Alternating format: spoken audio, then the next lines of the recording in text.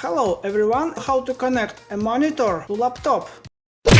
I have a laptop with a small screen and a big cool monitor. First I need to plug the monitor into power outlet. Also I have a HDMI cable, and now I connect one part of HDMI cable to monitor and the second part to laptop. Connect. And you see the image from my laptop on the monitor. You see my cursor. For example, I will click on Start menu button. Hop. Cool, really? Now I want to play some movie. Cool, really? But I don't want to see two displays. I only want to look at the monitor screen. So I close the laptop. And you see how display is turned off. I recommend, if you want to connect your monitor to laptop, first need what laptop will be power off.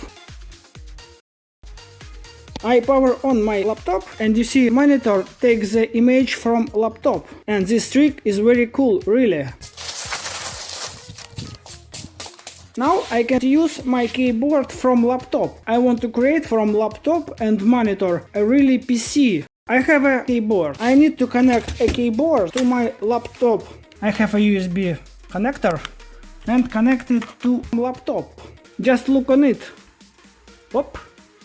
I have a mouse and you see a cursor, and I have a keyboard.